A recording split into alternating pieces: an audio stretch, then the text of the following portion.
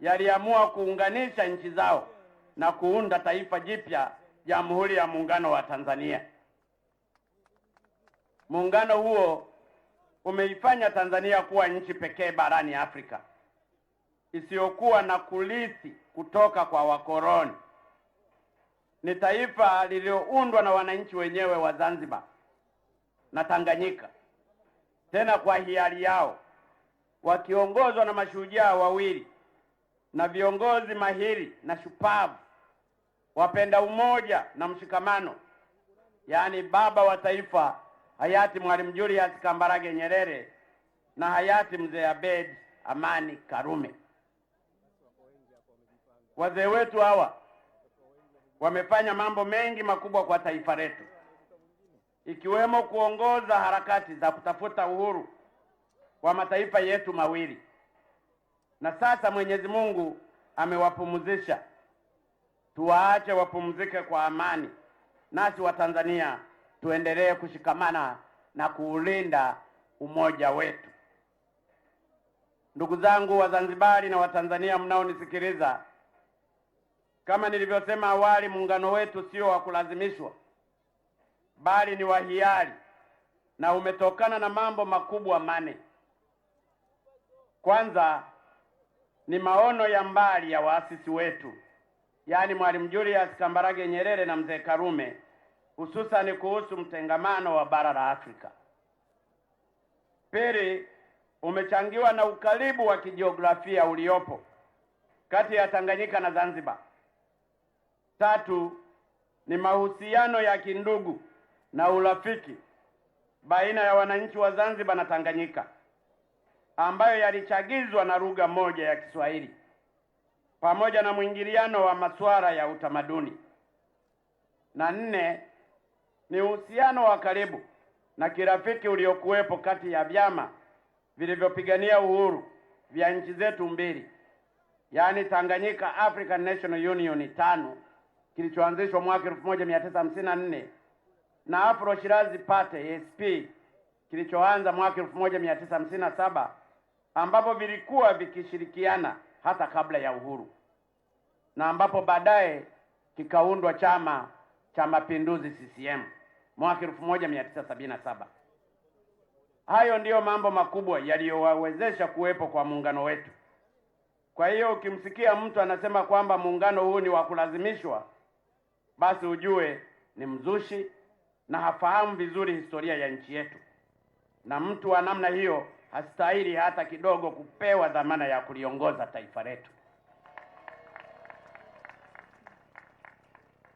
Ndugu zangu Wazanzibari pamoja na Watanzania wote mnaonisikiliza, muungano wetu umekuwa wa faida na manufaa mengi kwa pande zote.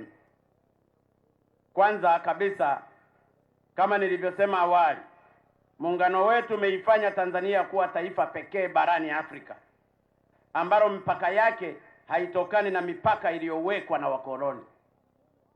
Tumeunda taifa jipya. Vile vile muungano huu umetuwezesha kudumisha uhusiano wa kindugu na kihistoria kati ya Wazanzibari na Watanganyika.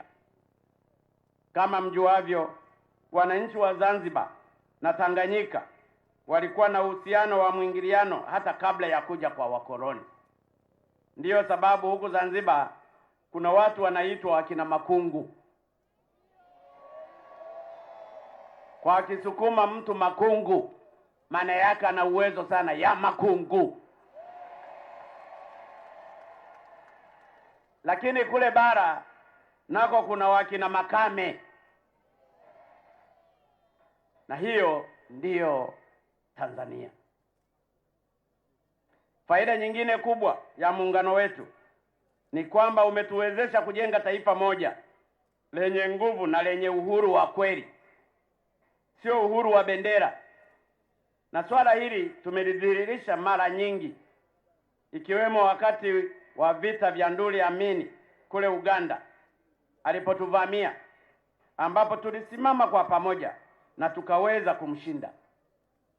Lakini hata hivi karibuni, kufuatia kuibuka kwa ugonjwa wa korona, tumeonyesha kwamba sisi ni taifa huru. Itakumbukwa kwamba kufuatia kuibuka kwa ugonjwa huo wa corona, mataifa yote duniani yalielekezwa kufunga mipaka na kutakiwa kuwazuia wananchi wao kutotembea. Hata hivyo, sisi tulikataa kupokea maelekezo hayo. Badala yake tukasema tutapambana na janga la corona kwa namna yetu wenyewe, hususan kwa kumtanguliza Mwenyezi Mungu mbele. Na hii inadhihirisha kuwa sisi ni taifa huru lenye kuamua mambo yake lenyewe kwa utashi wake na kwa manufaa yake lenyewe. Kwa maeneo mengine tulikataa kuwa kama dodoo kikavu ambalo linasomba kila uchafu. Sisi tukaamua tunakwenda kivyetu, na leo corona haitusumbui hapa. Zanzibar hoi! Tanzania hoi! Ndugu zangu mlioko hapa, ninyi ni mashahidi. Hata mnapofungua TV mnaona watu walivyofunga pua zao na midomo zao. Hawawezi wakaongea pamoja. Akipiga chafya hata mke wako unamkimbia chumbani. Ni mateso. Lakini sisi tulisema tunamtanguliza Mungu. Na kweli Mungu amejibu.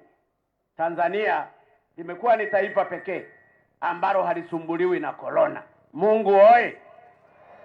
Mungu oye! Tulisimama tukamtanguliza. Na mimi namshukuru sana Mheshimiwa Rais wa Zanzibar. Tulikuwa tunawasiliana mara nyingi kwenye simu. Maamuzi tukayafanya pamoja na tumefanikiwa pamoja. Tunawashukuru sana Watanzania wote kwa msimamo na kutuunga mkono kwamba gonjwa hili linaweza likaondolewa na Mungu, na Mungu amefanya maajabu. Asanteni sana. Hayo yamefanikiwa kwa sababu ya muungano. Kwa hiyo nchi yetu pia imeweza kupiga hatua kubwa za kimaendeleo. Sio siri kuwa Tanzania ya leo sio sawa na Zanzibar na Tanganyika ya mwaka 1964. Mafanikio mengi makubwa yamepatikana. Uchumi wetu umeimarika, na ndiyo maana mwaka huu taifa letu la Tanzania limetoka kwenye uchumi wa taifa maskini na kuingia kwenye uchumi wa kati. Hii ni kwa sababu ya muungano. Muungano hoi! Ndugu zangu, ninajua huwa yapo maneno mengi yanayoeleza saa nyingine mapato Zanzibar haipati au inadhulumiwa hivi. Wachonganishi huwa wakosi. Leo ninataka niwasomee tu baadhi ya miradi iliyokopewa fedha na Jamhuri ya Muungano wa Tanzania kwa ajili ya miradi ya Zanzibar peke yake. Miradi hii katika kipindi cha miaka kama 40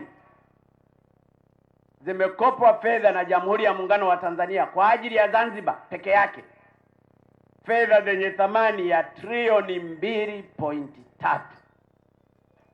Na ninataka nizitaje baadhi ya miradi hiyo. Ni mradi kwa mfano unaitwa Bharati Heavy Electrical Limited India, bilioni 2. Refinancing Site TCL ILC, bilioni 9. 6 Power Project Zanzibar Site Fuel and Power Corporation, Zanzibar Unguja Central Road Reconstruction and Rehabilitation kutoka OPEC, bilioni 10.9. National Agriculture Extension Project Phase 2 kutoka IDA, bilioni 27.11. Innovation of Mahonda Sugar Factory kutoka government ya China, bilioni 4.98. Zanzibar Kidimi Kitope Road Project, bilioni 11.54. Low Cost Housing Phase 2, bilioni 4.982. Zanzibar Health Development Requirement Study, milioni 811. Nyingine ni ya OPEC 773 Second Primary Education Project, bilioni 1.234. Rehabilitation of Rural Roads in Unguja Badea, bilioni 7.536. Alternative Learning and Skill Development in Zanzibar, African Development Bank, bilioni 5.91. Alternative Learning and Skill Development in Zanzibar, African Development Bank, bilioni 13.21. Zanzibar Road Upgrading Project, African Development Bank, bilioni 18.874. Zanzibar Road Upgrading Project nyingine bilioni 32. Bilioni 32.18. Zanzibar Road Upgrading nyingine tena, African Development Bank, bilioni 135.59. State University of Zanzibar Project Phase 1, Badea, bilioni 7.552. Agriculture Services Support Program, IFAD, bilioni 50.526. Poverty Reduction Support Loan Phase 2, PRSL, bilioni 109 kutoka African Development Bank. Construction of 3 roads of Pemba Islands, Zanzibar, kutoka Badea, bilioni 22.245. Zanzibar Basic Education Improvement Project, IDA, kutoka World Bank, bilioni 85.990. Agriculture Sector Development Program, African Development Bank, bilioni 91.331. Construction and rehabilitation of rural roads in Zanzibar, Government of Saudi Arabia, bilioni 9.695. Zanzibar Water and Sanitation Project, African Development Bank, bilioni 8.657. Zanzibar Water and Sanitation Project nyingine milioni 14,115. Zanzibar Water and Sanitation Project nyingine, African Development Bank, bilioni 31.634. Zanzibar Water and Sanitation Project mradi mwingine bilioni 180.972. Construction of 2 secondary school in Zanzibar, na ndio maana mnaona shule zingine zina magorofa, milioni 275.026. OPEC 118.1P Ore Kengeja Road Project, bilioni 3.418. The Zanzibar International Airport Terminal 2 Project, EXIM, China, bilioni 137,313. African Development Bank ikatoa tena Road Sector Support Project 1, bilioni 462. African Development Bank tena ikatoa Road Sector Support Project nyingine bilioni 29. Ikatoa tena African Development Bank milioni 725. Zanzibar E-Government Optical Transmissions Network, PG, bilioni 38. Construction of Zanzibar Irrigation Infrastructure Project, EXIM, Korea, bilioni 45.431. ADB Zanzibar Urban Water and Sanitation Project nyingine bilioni 36.395. Third Education Project, OPEC, bilioni 15.09, na hizi zimetoka hivi karibuni tu. Zanzibar E-Government Optical Transmission Network Phase 2 kutoka EXIM, China, bilioni 61.963. Zanzibar Improving Student Prospect kutoka Benki ya Dunia, bilioni 34.076. na Zanzibar Urban Service Project kutoka Benki ya Dunia, bilioni 40.919. Jumla trilioni 2 na bilioni 301 na milioni 19 na 372,683 na senti 98. Maendeleo oye! Maendeleo oye! Kwa hiyo ukimsikia mtu anasema muungano hauna faida, wakati serikali ya muungano imekopa fedha kutoka nje trilioni 2.3 kwa ajili ya Zanzibar tu peke yake, ujue huyo mtu amepungukiwa kichwani. Nitumie fursa hii kuzipongeza awamu zote za serikali zetu mbili, kwa sababu miradi hii niliyoitaja ni ya sehemu tu ya kuanzia mwaka 1980 hadi 2020, almost miaka 40. Sijataja ile ya nyuma na sijataja ile ambayo inaendelea. Kwa hiyo nawapongeza sana uongozi uliotangulia, na kwa namna ya pekee nampongeza sana Rais wa Zanzibar anayemaliza muda wake, Mheshimiwa Dr. Ali Mohamed Shein, ambaye nimeshirikiana naye sana kwa karibu kwenye miaka 5 iliyopita katika kuulinda na kuhudumisha muungano wetu, na pia katika kutekeleza ilani ya CCM ya mwaka 2015 hadi 2020. Dr. Shein, asante sana kwa kazi nzuri uliyoifanya. Ndugu zangu, sio siri kuwa Zanzibar chini ya uongozi wa Mheshimiwa Dr. Shein imepata mafanikio makubwa mengi, na katika hilo naomba mniruhusu kwa haraka nitaje tu baadhi ya mafanikio yaliyopatikana katika kipindi cha miaka 5 chini ya uongozi wa huyu baba. Ameweza kudumisha mapinduzi matukufu ya Zanzibar. Hiyo ni namba 1. Asante sana Dr. Shein. Ameweza kukuza uchumi wa Zanzibar, ikiwemo kuongeza thamani ya pato la taifa kutoka shilingi trilioni 2.4 mwaka 2015 hadi shilingi trilioni 3.1 mwaka 2019. Wasione vyaelea vyaundwa.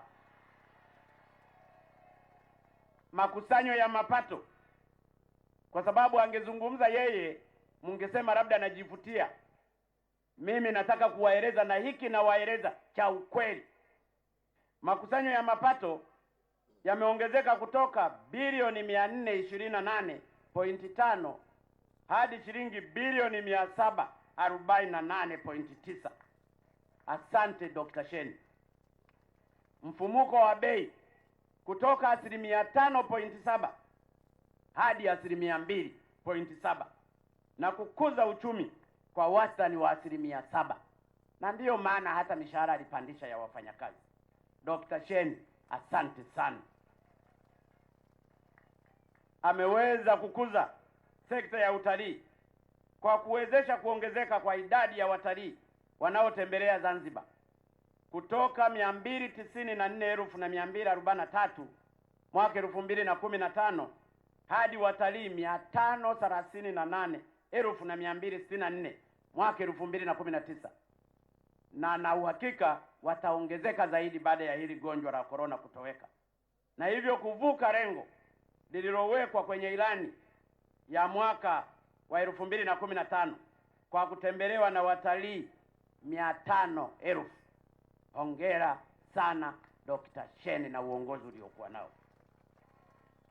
Amekuza sekta ya kilimo, ikiwemo kuongeza uzalishaji wa zao la karafuu kutoka tani 3,321.7 hadi tani 8,277, na mpunga kutoka tani 281,226 hadi tani 404,285.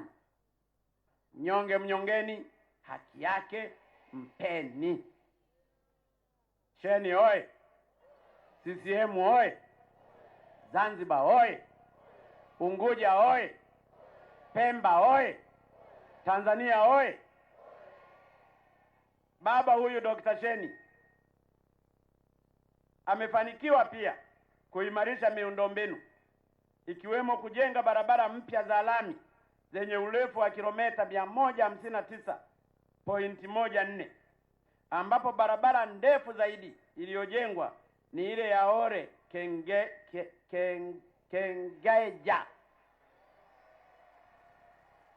Ni Kengeja au Kengeza? Nilifikiri watani wangu mlikosa neno mkaita Kengeza. Yenye urefu wa kilomita 35. Amejenga pia soko la samaki la kisasa katika bandari ya Malindi. Ameimarisha huduma za usafiri na usafirishaji, ikiwemo kwa kununua meli mpya ya abiria na mizigo MV Mapinduzi tu, na kufanya matengenezo makubwa ya MV Maendeleo na MT Mkombozi, na kujenga jengo jipya la abiria kwenye uwanja wa ndege wa kimataifa wa Abedi Amani. Nani kama Sheni? Nani kama Sheni? Ndugu zangu, amekamilisha pia ujenzi wa kiwanja kidogo cha Kigunda ili kukuza sekta ya utalii. Amefanikiwa kuboresha huduma za jamii, ikiwemo kuongeza skulu za msingi kutoka 260 hadi 381, na skulu hizi zingine ni za ghorofa, na mimi nilipewa nafasi ya kuja kuzifungua. Asante sana Dr. Sheni. Amejenga pia skulu maalum za umahiri wa masomo ya sayansi, hisabati na Kiingereza eneo la Makangare, na kuchimba visima virefu 150 Unguja na Pemba. Niliona nizungumze haya baadhi tu ya mambo yaliyofanywa na Mheshimiwa Dr. Sheni kwenye miaka 5 iliyopita. Hongera sana Dr. Sheni. Lakini yote haya yamewezekana kutokana na kuwepo kwa muungano. Lakini muungano oye, na CCM oye, na Mapinduzi oye. Nani kama Dr. Sheni? Ndugu zangu, kwa kutambua umuhimu wa kuendelea kulinda muungano wetu, nimeamua kuomba tena dhamana ya kuendelea kuliongoza taifa hili, ili nikashirikiane nanyi katika kuutetea na kuulinda na kuudumisha na kuuendeleza muungano wetu. Na hii inatokana na ukweli kwamba kwenye uchaguzi wa mwaka huu wamejitokeza baadhi ya wagombea ambao kwa maneno yao, vitendo vyao, hata sura zao na muonekano wao wanaonyesha dhahiri kwamba hawapendi na hawautaki muungano huu. Ninyi wenyewe bila shaka mtakuwa mmesikia baadhi ya maneno yao wakisema, mara wanasema wao wakichaguliwa wataanzisha serikali za majimbo, wakimaanisha kwamba kila eneo la nchi yetu litakuwa na serikali yake inayojitegemea. Wanataka wafanye kama walivyofanya wakoloni, lakini huenda hivyo ndivyo walivyoelekezwa, kutugawa vipande vipande ili iwe rahisi kututawala na kuzisomba rasilimali zetu. Kataeni mipango yao. Hivyo basi, ili kuwazuia watu hao wasipate dhamana ya kuongoza taifa letu, nimeamua kugombea tena nafasi hii ya urais, ndugu zangu wa Zanzibari na wa Tanzania. Kwa hiyo nawasihi sana ndugu zangu wa Zanzibari pamoja na Watanzania wote wenye nia njema na nchi yetu na wenye kuupenda muungano, mjitokeze kwa wingi siku ya tarehe 28 Oktoba 2020 na mnipe kura zenu nyingi za ndio. Je, mtanipa jamani? Wangapi watanipa? Zanzibar oye! Napenda niwahakikishie ndugu zangu wa Zanzibari pamoja na Watanzania wote kwa ujumla, endapo mtanichagua, nitafanya kila liwezekanalo kuulinda, kuudumisha na kuuendeleza muungano wetu. Zaidi ya hapo, nitahakikisha na yalinda mapinduzi matukufu ya Zanzibar. Mapinduzi! Mapinduzi! Mapinduzi!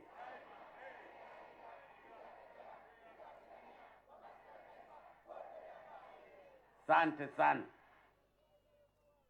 Na kuhusu muungano niseme tu kwamba ninafahamu kuwa muungano wetu unazo baadhi ya changamoto, nazo ni ndogo ndogo, zile tutazimaliza, wala hazina tatizo.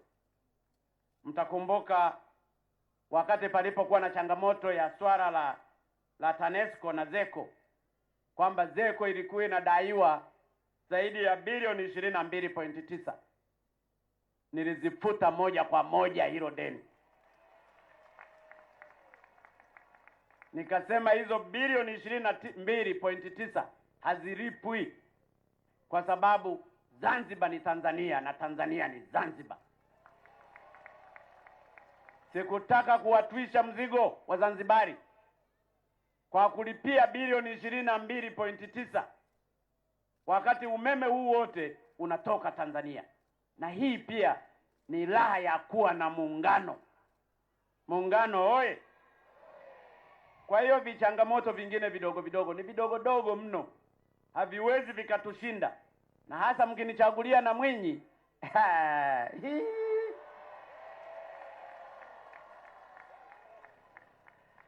Zanzibar oye! Na hiyo ndiyo sababu ya pili iliyonileta huku Zanzibar.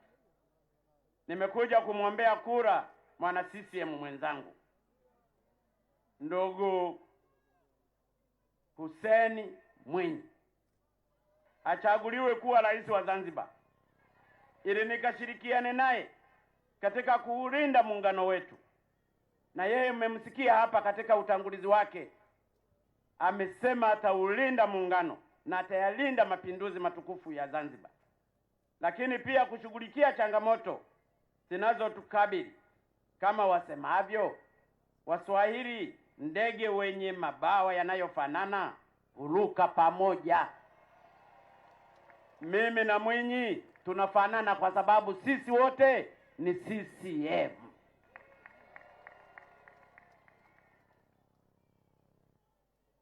Kwa vile Mwinyi ni mwana CCM na mimi ni mwana CCM, nina uhakika tutashirikiana vizuri kuimarisha muungano wetu, lakini pia katika kuleta maendeleo ya kweli kwenye taifa hili.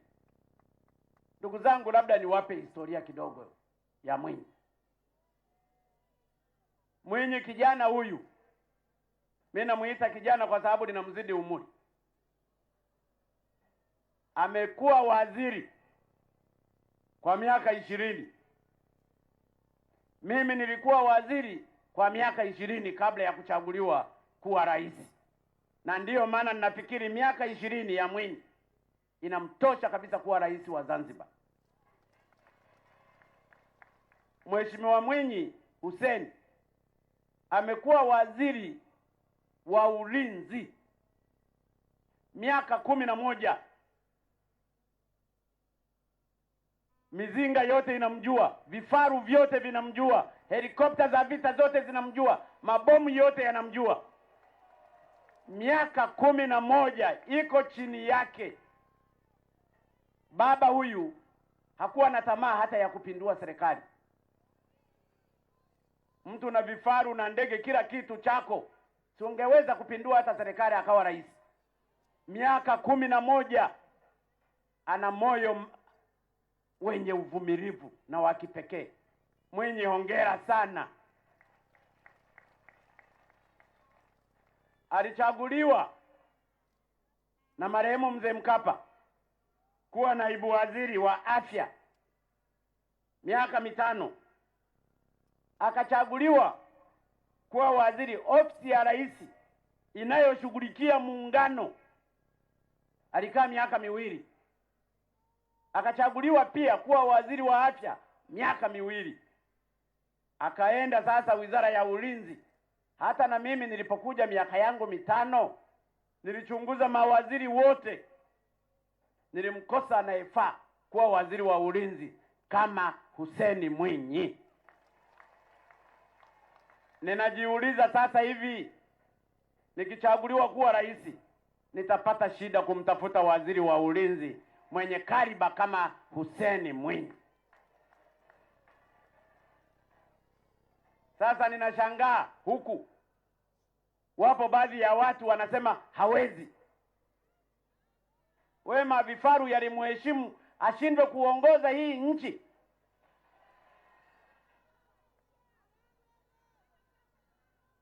Na ubaya wa ninyi ndugu zangu na wengine watani zangu wa Zanzibari wazuri huwa hamwajui. Kule Pemba palikuwa na Profesa Mbarawa, kagombea wakamnyima. Mimi nikawaambia, nikamchukua Profesa Mbarawa nikampa waziri wa barabara, wizara niliyoishika mimi kwa miaka 17, na wala sio wizara ya muungano. Nikamleta mtu kutoka Pemba nikampa pale, amechapa kazi vizuri sana. Pakawa kuna matatizo kwenye miradi ya maji, nikampeleka tena kuwa waziri wa maji mpaka leo. Lakini ndugu zangu wa Pemba hawamjui kwamba ile ni dhahabu kwa faida yao. Zanzibar oye!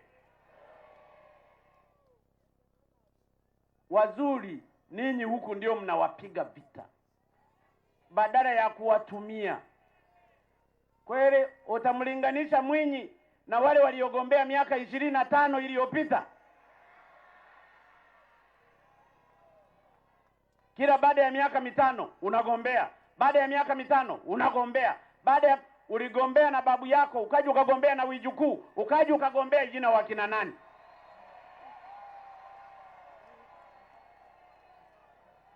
Zanzibar wanahitaji maendeleo, na kama mnataka maendeleo ya kweli, na waeleza ndugu zangu wa Zanzibar, Unguja na Pemba, chagueni Dr. Hussein Mwinyi. Na mimi nikuombe Dr. Hussein Mwinyi, na hili nakuomba, sikulazimishi. Utakapochaguliwa kuwa rais, utakapofanikiwa kuchaguliwa kuwa rais,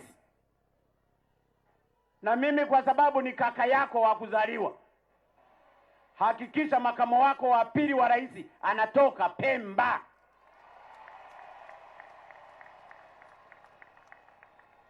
Pemba oye! Unguja oye! Nilitamani sana kwenda Pemba.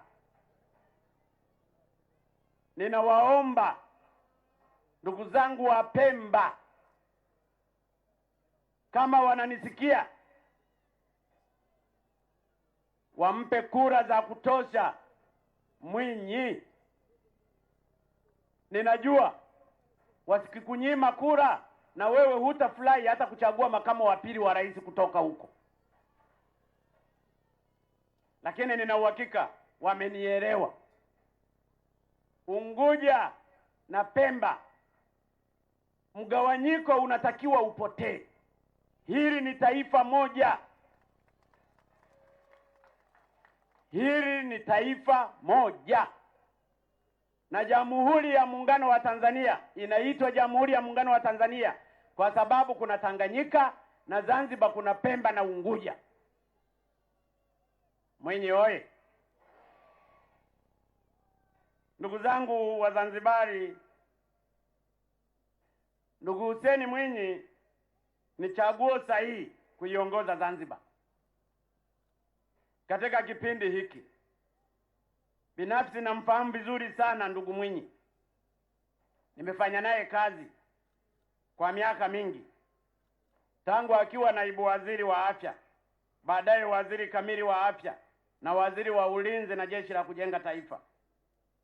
Ni kijana makini, mnyenyekevu, mwadilifu, mchapakazi na asiyependa uzembe. Bila shaka ni kutokana na sifa hizo wana CCM waliamua kumsimamisha kuwa mgombea urais wa Zanzibar. Lakini mbali na sifa hizo, Dr. Mwinyi ana sifa kubwa inayofanya aminiwe kuipeperusha bendera ya CCM kwenye kinyang'anyiro cha urais wa Zanzibar. Yeye ni kijana. Tangu muungano wetu uanzishwe, marais wote walioongoza Zanzibar wamekuwa ni wale waliozaliwa kabla ya muungano. Safari hii CCM imeamua kumleta kijana aliyezaliwa baada ya muungano ambaye ni Hussein Mwinyi, na hii inaendana na hali halisi ya Zanzibar. Hivi sasa takribani 70% ya Wazanzibari wamezaliwa baada ya muungano. Kwa hiyo yeye ni mtu sahihi, anawakilisha kundi la walio wengi, lakini pia anajua nini Wazanzibari wa sasa wanataka au wanahitaji. Mchagueni Hussein Mwinyi. Anajua kwamba hitaji kubwa la Wazanzibari wa sasa ni kutoka kuona maisha yao yakiboreshwa. Huduma za jamii ikiwemo afya, elimu, maji zinapatikana kwa uhakika. Dr. Mwinyi pia anatambua kuwa Wazanzibari wa sasa wanataka waondokane na umaskini. Wanataka kuona fursa za kiuchumi na ajira zinaongezeka. Na ni hii ndiyo sababu ya kumleta Dr. Mwinyi. Anajua mahitaji ya Wazanzibari wa kizazi cha sasa. Hivyo basi napenda nitumie fursa hii kuwaomba kumchagua Dr. Hussein Mwinyi. Napenda niwahakikishie ndugu zangu Wazanzibari, endapo mtamchagua Dr. Mwinyi, naahidi kumpa ushirikiano wa kutosha mkubwa sana. Nitashirikiana naye katika kulinda na kutetea masilahi ya Zanzibar. Ninajua sasa hivi kuna swala la mafuta. Nataka niwahakikishie Wazanzibari, mafuta yatakayopatikana huku ni ya Wazanzibari. Wala msidanganywe na kitu chochote. Sisi tulipata dhahabu kule. Ninyi mafuta yatakayopatikana huku na gesi ni za Wazanzibari. Na ndiyo maana mnahitaji mtu makini kama Hussein Mwinyi, ili rasilimali hii itakayokuja kupatikana iwe kwa faida ya Wazanzibari. Sisi kule bara tuliliwa dhahabu kweli kweli. Tulichezewa kweli kwenye dhahabu. Zikawa zinachimbwa tu zinapelekwa. Mpaka tulipokuja kubadilisha sheria ya madini na kuyafanya madini ya dhahabu na nini yawe mali ya Watanzania. Huku mnahitaji mtu makini. Na kwa hili mimi namwamini Hussein Mwinyi. Kama amekaa Wizara ya Ulinzi na mamizinga na mavifaru na mabomu hakubadilika, leo aje abadilike kwa mafuta yatakayopatikana hapa. Atayasimamia kwa masilahi ya Wazanzibari. Zanzibar hoye! Zanzibar hoye! Lakini huyu pia atasimamia masilahi ya Zanzibari kwa sababu hapendi rushwa, hapendi uzembe, hapendi dhuluma kwa wananchi wa kawaida. Nimemwona mama mmoja hapa analalamika, anasema nyumba yake imebomolewa. Nimemsikia hata kama wamemtoa. Nataka Mwinyi uje ushughulikie swala la huyo mama.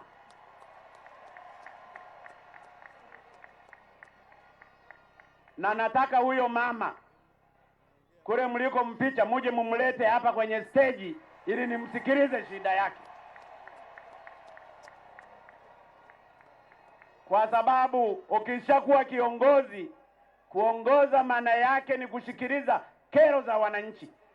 Tunaomba kura kwa sababu tunataka hizi kero zikomeshwe. Na ndiyo maana nataka mumchague Mwinyi. Mimi nitamsaidia katika kukomesha makero haya yanayotokea. Mwinyi oye! Nataka huyo mama mumlete hapa mbele. Wakina mama oye! Wakina mama safi!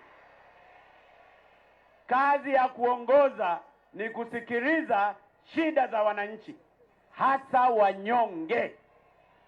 Na mimi nakuomba Mwinyi, nakuomba Hussein Mwinyi, utakapochaguliwa, wanaokuchagua na kukupigia kura ni hawa wanyonge. kasikilize shida zao, kasikilize matatizo yao, utapata thawabu hata kwa Mwenyezi Mungu. Kwa sababu tunajua wakina mama na vijana wanateseka sana. Wakina mama wajane wanateswa, hata kwenye ndoa wanadhulumiwa, hata ardhi zao wanadhulumiwa. Tunahitaji mtu kama Mwinyi aende akayafanye haya kwa nguvu zake zote. Mwinyi oye! Mwinyi oye! Yule mama yuko wapi? Huyo mama nataka nimuone kabla sijatoka hapa uwanjani.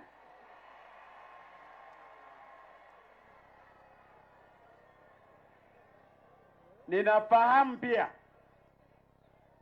Dr. Mwinyi Hussein hapendi mambo ya wizi. Ndiyo maana alipewa wizara ya ulinzi, wizara inayolinda rasilimali za taifa hili. Katika kipindi chake chote Mwinyi amekuwa mwadilifu sana. Mwinyi oye! Labda niwaulize jamani, wangapi watampa Mwinyi? Na wangapi watanipa na mimi kura Magufuli? Magufuli oye! Mwinyi oye! Wangapi watawapa wabunge na wawakilishi? Wangapi watawapa madiwani wetu?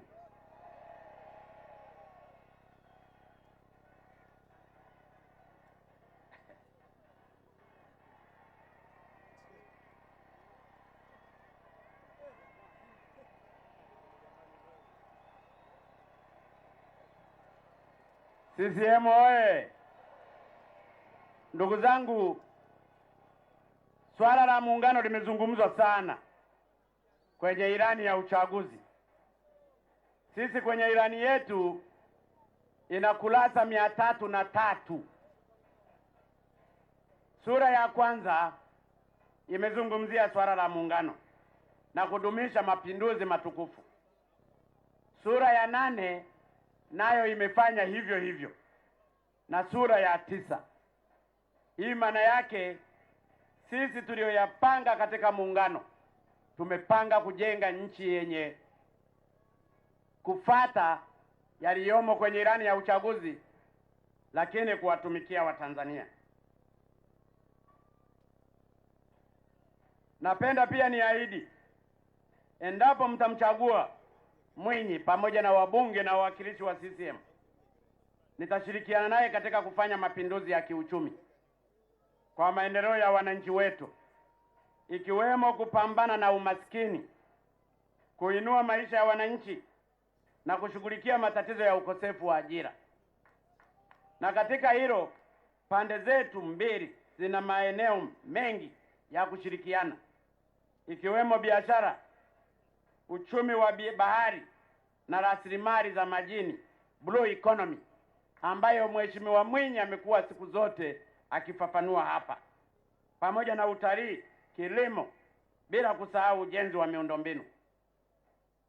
Kuhusu biashara, natambua kwamba Wazanzibari wengi ni wafanyabiashara na pamekuwepo na baadhi ya vikwazo vidogo vidogo. Hivi tutavishughulikia kwa pamoja. Lakini napenda nitoe ahadi kwa wafanyabiashara wote, Wazanzibari na Watanzania bara. Serikali ya Chama cha Mapinduzi chini ya uongozi wangu na uongozi wa Mheshimiwa Mwinyi tutawabeba. Tutaifanya Zanzibar iwe center ya biashara, na hasa kwa sababu ya geographical position yake ilivyo. Sisi ni wamoja na lengo letu ni kujenga uchumi wa taifa letu. Kuhusu uchumi wa bahari, waongo bana ni waajabu sana. Mimi nimekuwa waziri wa uvuvi na mifugo kabla sijapelekwa Wizara ya Ujenzi kwa mara ya pili. Hii sheria ya Deep Sea Fishing Authority niliipeleka mimi bungeni na nikafanya makusudi makao makuu ya uvuvi yawe Zanzibar. Sasa kama makao makuu ya uvuvi Tanzania nzima yako Zanzibar, mtu gani anaweza akaja akasema hamtaruhusiwa kuvua? Ni wachonganishi, washindwe na wakalegee kwa uongo wao huo mkubwa.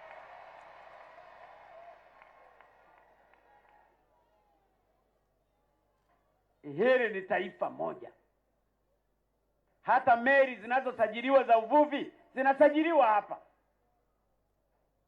Walitakiwa hili walalamike wa Tanzania bara.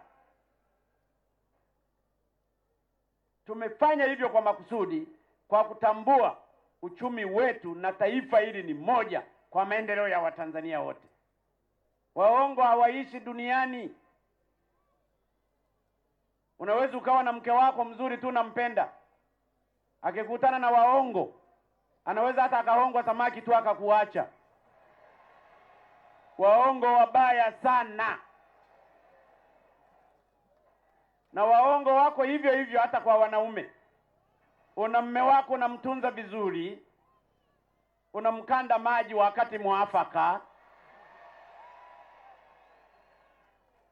akikutana na mwanamke muongo kule, labda amepaka perfume tu, anakuacha wala halali nyumbani. Waongo wabaya. Ati siseme ukweli wa kina mama? Siseme ukweli mama zangu?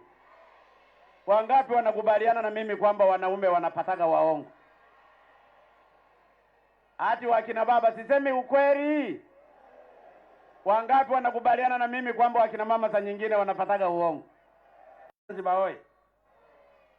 Kwa mfano, sekta hii kwa sasa inachangia takriban dola za Marekani trilioni 2.5. Mtu anazungumza ya uongo. Mheshimiwa Mwinyi anaeleza kwamba anataka abadilishe uchumi wa Wazanzibari, wa Unguja na Wapemba kwa kuwaweka pamoja. Mtu anakuja anawaambia